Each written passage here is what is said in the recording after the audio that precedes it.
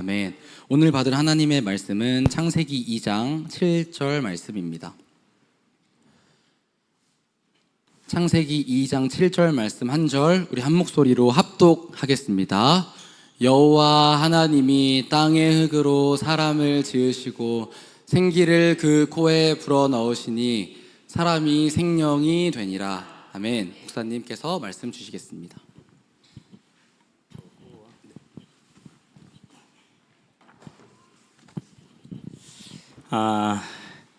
사람이 생명이 되었다. 하나님이 생기를 불어넣으시니까 우리는 이제 이것을 좀 역추적에 들어가 보도록 합시다. 창세기 1장 26절, 27절하고 창세기 2장 7절에서 직접적으로 성령이 우리와 함께 하신다라는 것을 본게 말하기는 조금 어렵기 때문에 일단 창세기 6장으로 갑니다. 6장 3절에 보니까 나의 영이 다시는 사람과 함께하지 않겠다.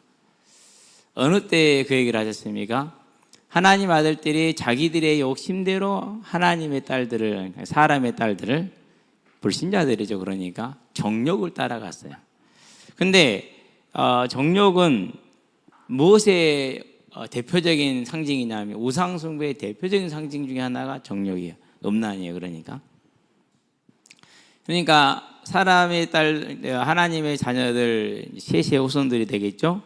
그들이 타락해서 정욕을 따라가는, 우상을 따라가는, 하나님을 떠나버린 삶을 산 겁니다. 그럴 때 하나님이 그의 영을 거두어 들이셔서 다시는 함께하지 않겠다 이렇게 얘기를 하시죠. 그리고 언제 이제 하나님이 부르십니까? 다시 노아 홍수 끝나고 나서 사람들이 다시 하나님의 이름을 부르기 시작을 하죠. 그때서야 비로소 회복을 한 것입니다. 이제.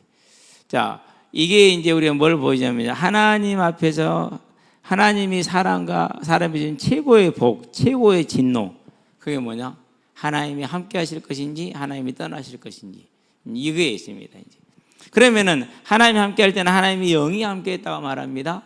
하나님이 떠날 때는 하나님이 영이 떠났다고 말을 합니다. 성령이 함께 하신 것이죠. 그래서 창세기 2장 7절에서의 사람의 창조의 기사와 1장 26절, 27절의 사람의 창조의 기사 속에는 하나님의 영이 사람과 함께 했다라는 분명한 뭐가 있는 겁니까? 역으로 따라가 보니까 사실이 존재를 하고 있는 것이죠. 자, 그런 다음에 이제 다윗에게 한번 가봅시다. 시편 51편에 나와 있죠. 다윗이 우리아의 아내 밧세바를 범했습니다.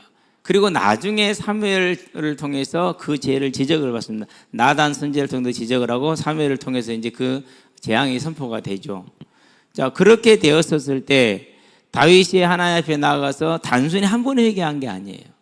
사람들이 정말 오해합니다. 다윗도 그랬다 뭐 이렇게 말하는 어떤 정말 못된 사람이 있더라고요. 아니요. 솔로몬이 나오는 게 5번째 아들이에요. 첫 아이가 죽고 그리고 중간에 3명이 더 있어요. 그러고 솔로몬이. 그래서 솔로몬이 5번째 아이예요. 그러면 그때까지 하나님과 다윗의 관계가 뭐하지 못했다는 게 온전히 회복이 안 된 거예요. 그러면은 아무리 짧게 잡아도 최소 10년 가까이는 돼요. 그 시간을 다윗이 뭐 한 거예요? 하나님 앞에 나가서 눈물로 침상을 띄웠다라고 말을 합니다. 그러니까 자신이 이렇게 참 민감한 사람이죠. 시편을 70편을 가까이를 쓴 사람이기 때문에 정말 민감한 사람입니다. 그런 민감한 사람이고 하나님을 정말로 사랑했던 사람입니다. 그런 그가 자신도 모르게 그와 같은 사악한 죄를 범했었을 때 그걸 깨달을 때 얼마나 고통스럽겠습니까? 자, 그런 고통 가운데도 진짜 두려움이 한 가지 있습니다. 그 두려움이 뭐냐? 51편 11절에 보니까 죄의 성신을 나에게서 거두지 마라 주시옵소서라고 간절히 부르셨습니다. 한 번 부르셨겠습니까? 아닙니다. 그 기간 내내 하나님 앞에 가서 무릎 꿇고 간구하고 빌었던 겁니다. 그러니까 다윗이 알았으면 뭘 알았습니까? 사람이 사람다울 수 있다는 것은 하나님의 영이 함께 하지 않으면은 자신이 잠깐 성령을 소멸했을 때 그와 같은 악한 범죄를 저질렀던 것을 봅니다. 자기 주변에 수많은 악한 사람들을 봅니다. 뭡니까? 그들이 하나님의 영이 떠나 있는 사람들, 하나님의 영을 소멸해버린 사람들인 것이죠. 그러니 다윗이 그 안타까고 애통한 심령을 하나님 앞에 나가서 부르짖는 것이 하나님의 성령을, 하나님의 성신을 나에게서 거두지 마라 주시옵소서, 이걸 구했던 것이죠. 그러고 하나님이 이제 솔로몬을 주시면서 여디디아라는 말씀을 하십니다. 나의 사랑을 받은 자다. 마침내 하나님과 다윗의 관계가 회복이 되어졌고, 그런 다음에 뭐가 이루어집니까? 이제 자녀에 대한 메시아에 대한 언약을 확인시켜 주는 거죠. 이만큼 하나님 앞에서의 죄는 성령을 소멸하느냐, 성령을 소멸하지 않느냐, 큰 문제를 결정을 하는 것이죠. 이걸 잘 모르면은요, 방종으로 흘러요. 구원파처럼 방종으로 흘러. 그래서 너무나도 안타까운 사건이고 안타까운 일이죠. 그렇죠? 자, 그런 다음에 이제 우리가 어디로 가보냐면 에스겔서로 가봅시다. 에스겔 선지자가 이스라엘의 한편으로는 징계를 말하고 또 한편은 회복을 말합니다. 그러는데 회복을 말할 때 가장 핵심적으로 약속한 게 뭐냐? 그것이 에스겔 36장에 보면 26절, 20절 쭉 나오긴 하지만, 그대로 나오지만은, 내가 내 영을 저들에게 부어줘 새 마음을 주겠다라고 말합니다. 그러니까 하나님 앞에서 죄를 범했을 때는 하나님의 영이 떠나버렸습니다. 하나님 영이 떠난 걸 뭐로 표현했습니까? 이스라엘 백성이 외국의 종이 되고 포로가 되고 이런 고난을 당한 걸로 표현이 됩니다. 그런데 하나님 영이 함께해서 회복했을 때 어떻게 됩니까? 만국의 중심이 되고 그 나라는 결코 무너지지 않는다고 말합니다. 그러니까 성령이 함께하는 것이 회복이고 성령이 떠난 것인 것이 진노입니다. 그렇다면은 원래 하나님의 형상대로 지음받은, 흙으로 지음받아 생기를 불어넣어 생명이 된 그 사람은 뭐 했다라는 거예요? 성령이 함께 했다라는 것이죠. 그래서 창세기 2장 7절에 생기와 생명을 단어 그대로 그냥 영혼이다, 호흡이다, 안 그러면 살아있는 존재이다 라고 해석할 수도 있겠지만은 뭐 해야 됩니까? 이 말씀을, 구절을 통해서 하나님이 우리의 코에 뭘 불어넣으신 거다? 혼과 함께 성령을 함께 주신 겁니다. 그래야 하나님 형상 모양이 나옵니다. 육신은 그러지를 못하기 때문에요. 자, 이 말씀을 가지고 이제 또 이제 요엘서에게 가죠. 자, 요엘에게 갈 때 28절, 29절은 성령을 주겠다는 약속을 합니다. 30절부터 뭘 약속하고 있습니까? 말세에 나타날 재앙을 얘기를 하고 있죠. 그렇죠? 그러니까 그 재앙에서 누구만 건짐을 받는 거예요? 성령이 함께하는 사람은 건짐을 받는 겁니다. 근데 핵심은 뭡니까? 말세의 핵심이, 즉 죄악의 시대를 용서하시고 구원의 시대의 문을 였을 때 핵심이 뭐예요? 성령을 주시겠다라는 겁니다. 예수 십자가 대속으로 말미암은 죄 사함을 통해서 주시겠다는 게 뭡니까? 그게 성령입니다. 그렇기 때문에 사람의 가장 핵심, 사람 다음 핵심이 뭡니까? 임마누엘, 성령이 함께 하시느냐, 성령이 떠나가시느냐, 여기에 있는 것입니다. 자, 그리고 요한복음에 가면 이제 14장에서 16절, 18절에 뭐라고 말씀하십니까? 또 다른 보혜사를 너희에게 주사 너희의 영원토록 함께 있게 하겠다. 너희를 구하처럼 버려두지 않겠다. 자, 그 말씀을 하시고 나서 부활하셨습니다. 하나님 나라의 일을 말씀하십니다. 그 하나님 나라의 일의 말씀의 내용이 뭐냐? 그게 사도행전 1장 1절부터 5절까지입니다. 뭡니까? 성령을 보낼 것이다라는 게 핵심입니다. 그래서 그 이제 마지막 정리를 하는 것이죠. 성령을 보내겠다 정리해 줬습니다. 그러니까 하나님을 떠나버린 죄악의 시대에 예수님이 이제 하늘에 올라가시면 또 다른 보혜사 성령을 보냄으로 너희를 하나님의 나라로 이끌겠다라는 것이죠. 그러니까 원래의 사람의 모습, 회복해야 될 사람의 모습, 원래의 모습은 성령이 함께했던 것이고 타락으로 성령이 떠났고, 회복해야 될 사람의 모습은 성령의 내주, 성령의 세례이다. 그렇다면 여기서 우리는 뭘 봐야 됩니까? 우리 여기 많은 어린 학생들도 있고 사람들 이렇게 있는데요. 성령의 세례를 받으시게 되길 바랍니다. 그럼 성령의 세례를 어떻게 받습니까? 성령의 세례는 사도행전 2장에 보니까 이렇게 약속이 되어 있어요. 뭐라 약속이 되어 있습니까? 사도행전 2장 38절에 너희가 각각 회개함으로 예수 그리스도를 믿어서 죄 사함을 받고 성령의 선물을 받으라, 이렇게 얘기를 합니다. 그러면 오늘 저와 여러분들이 이제 죄가 뭡니까? 하나님이 나에게 왕되지 않는 게 죄입니다. 죄가 무엇입니까? 내 마음대로 내 욕심과 내 욕심을 따라 사는 것이 죄입니다. 그게 내 형편을 따라 사는 게 죄예요. 그것이. 자, 우리는 그런 죄악 가운데 있습니다. 이 죄를 회개하는 게 중요합니다. 이 죄를 발견하고 회개해야 됩니다. 저와 여러분들은 우리의 죄를 회개할 수 있게 되길 바랍니다. 그럴 때 하나님께서 그 회개하는 심령에, 애통하는 심령에 하나님이 성령을 부어주시는 겁니다. 하나님의 사랑이 얼마나 큽니까? 지금 세상에는 하나님을 알지 못하는 사람이 그렇게 많습니다. 그런데 하나님은 햇빛을 주시고 먹을 걸 주십니다. 저와 여러분들도 하나님을 아는 것 같지만 모를 때가 더 많습니다. 그럼에도 불구하고 하나님은 치지 않으시고 용서하시고 기다리시고 다시 새롭게 해주십니다. 우리가 그 하나님을 알았었을 때 누구보다도 나를 사랑하는 그 하나님을 우리는 가장 홀대하고 가장 멸시하고 가장 무시하고 살아갑니다. 저와 여러분들은 이런 저와 여러분을 볼 수 있게 되길 바랍니다. 어제 이제 어떤 선생님이 전화가 왔어요. 마치 이제 조장 훈련을 마치고 돌아와서 이제 올라가서 이제 닭들 모이를 좀 주고 내가 가려고 그러는데 전화가 왔어. 모이 주고 있으니까 바로 갈게 그랬거든요. 그러니까 없어.